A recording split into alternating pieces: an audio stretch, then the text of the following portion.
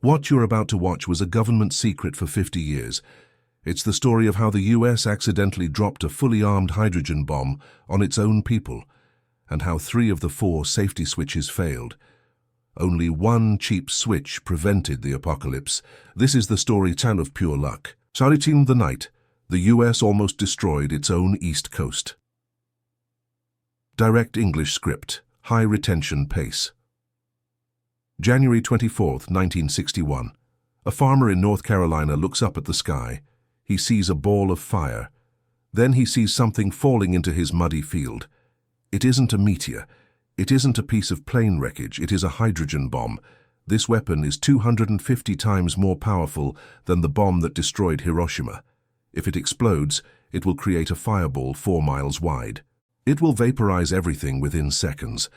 The radioactive fallout will drift north, killing millions of people in Washington, D.C., Baltimore, Philadelphia, and New York City. The bomb hits the ground. It plunges deep into the mud. This is the story of how the United States came within 1 single volt of electricity of committing unintentional suicide. It wasn't the Soviets. It wasn't a spy. It was a broken airplane and a cheap switch that almost ended the American century before it even began. To understand the terror of that night, you have to be inside the cockpit of the B-52 Stratofortress. It was carrying 2 Mark 39 thermonuclear bombs. These were the heavyweights of the Cold War arsenal, 4 megatons of pure destruction each. The plane was flying a routine alert mission along the East Coast. Just after midnight, the pilots noticed a leak in the right wing. Fuel was spraying out. The plane started to lose balance. The pilot tried to land at Goldsboro, North Carolina, but at 10,000 feet, the wing simply snapped off. The massive bomber began to spin uncontrollably. The centrifugal force was so violent it pinned the crew against the walls. The plane was breaking apart in midair. As the fuselage disintegrated, the bomb bay doors were ripped open. The 2 hydrogen bombs were thrown out into the night sky. This is where the nightmare begins. When a nuclear bomb falls from a plane, it has a computer inside. A primitive mechanical brain. Its job is to figure out, am I being dropped on purpose to destroy a target, or am I falling because of an accident? If the bomb thinks it is being dropped on a target, it arms itself. It prepares to explode. As the first bomb fell toward the farmland below, its internal computer woke up. It felt the drop. It felt the wind. And it decided, this is war. The bomb began its arming sequence. This is a process with several steps, safety switches that have to flip one by one to unlock the nuclear core. Step 1. The bomb pulled a lanyard that activated its thermal batteries. The batteries charged up. The bomb now had power. Step 2. The bomb sensed the change in air pressure. It knew it was falling. It armed the barometric switches. Step 3. The bomb deployed a 100-foot parachute. This was designed to slow the weapon down so the plane could fly away before the explosion. The parachute opened perfectly. It caught the wind. The bomb stabilized. From the ground, it looked like an invasion. A massive weapon drifting down under a parachute ready to detonate. Inside the bomb, the final countdown began. There was a firing signal ready to be sent to the core. The bomb hit the ground. It landed gently, standing upright, its parachute caught in a tree. It looked exactly like a weapon, ready to fire. Later, explosive disposal experts arrived at the scene. They were terrified. They approached the weapon with extreme caution. They opened the access panel to check the safety switch. What they found made them sick to their stomachs. The bomb had 4 major safety mechanisms, 4 switches that had to agree to let the bomb explode. The first switch, armed. The second switch, armed. The third switch, armed.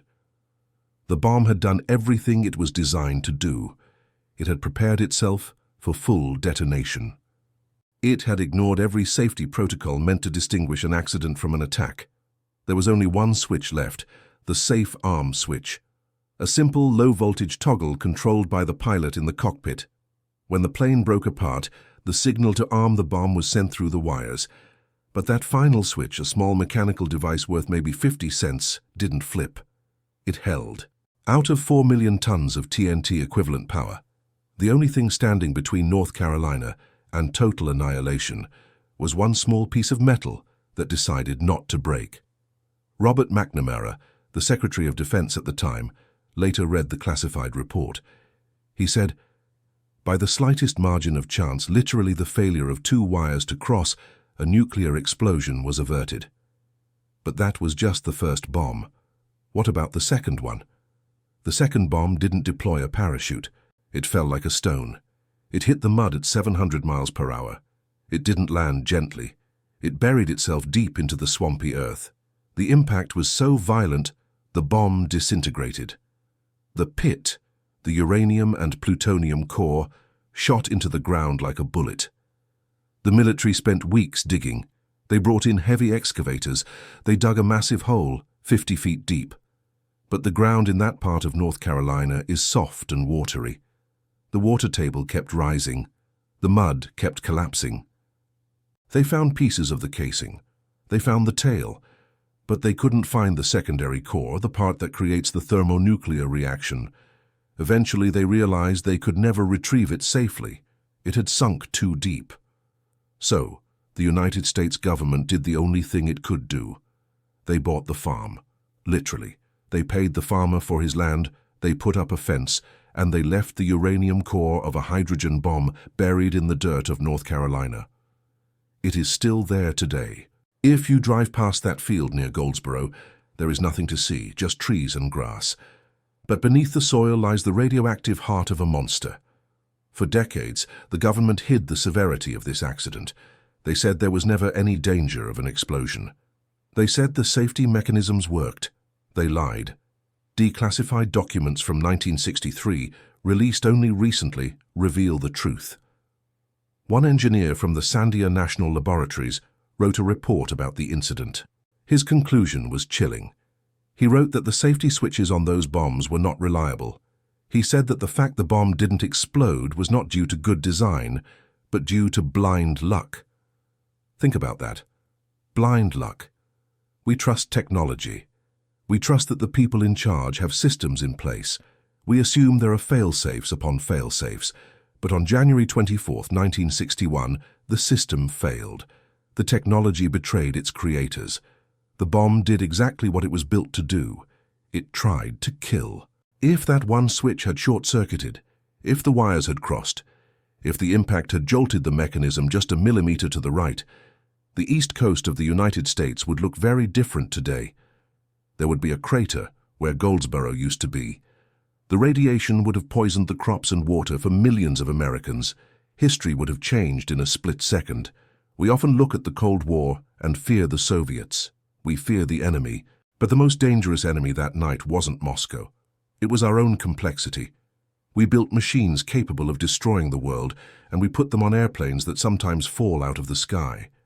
The miracle of Goldsboro isn't that we survived. The miracle is that we didn't learn. We kept flying, we kept building, we kept rolling the dice. That bomb in the field is a tombstone, not for the people who died, but for the innocents we lost. It is a reminder that for 40 years, we lived with a gun to our heads. And sometimes without even knowing it, we pulled the trigger. And we just got lucky that the gun jammed.